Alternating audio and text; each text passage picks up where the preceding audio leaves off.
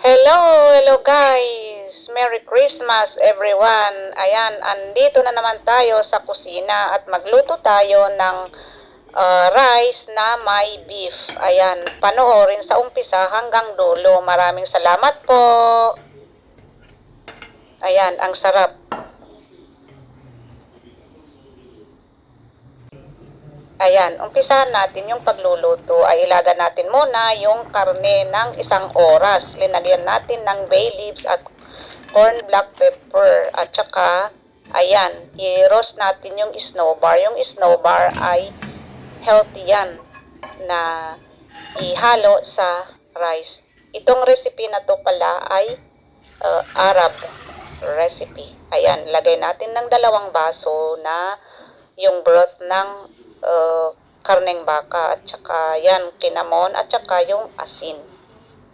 Yung kinamon kasi nagpapasarap sa rice. Ayan, i-check natin. Ayan, kumulo na. Lagay natin yung 1 baso na rice.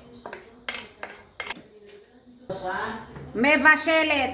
Ayan, ipababa natin ng apoy at lagyan natin ng dried cranberries. Ito ay optional. Yan, lagyan natin ng chicken powder. At takpan ng 20 minutes para maluto siya. Ayan, luto na siya. Haluin natin. Maraming salamat guys sa panonood sa mga videos ko. Yan, mukhang may tubig ata ng konti pa. Kaya haluin natin. Ayan, ilagay natin yung naluto na karneng baka. 200 grams yan. Ayan, takpan natin ng 10 minutes. Ayan, luto na siya. Haluin natin at ilagay natin sa yung plate. Ready na to serve. Thank you very much. Ayan, yung another recipe natin. Vegetable lang yan. Panoorin. Ayan, celery leaves yan yung nilagay ko. Merry Christmas everyone! Ayan, ibaba natin yung apoy. Takpan natin.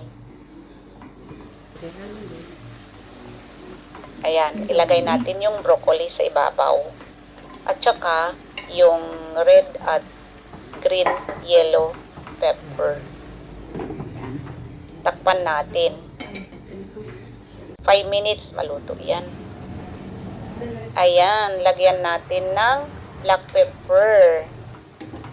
At saka yung chicken powder na pampasarap. Ay, dyan ako ni. Ayan, haluin natin ng maigi at takpan ng 3 minutes.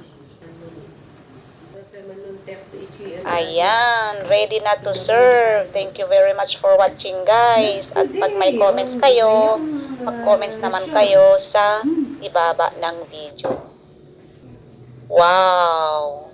Ayan, ilagay natin sa bowl.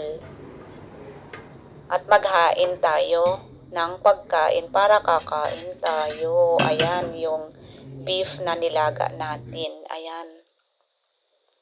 Ayan, thank you very much for watching guys. And see you on my next vlog. Bye-bye!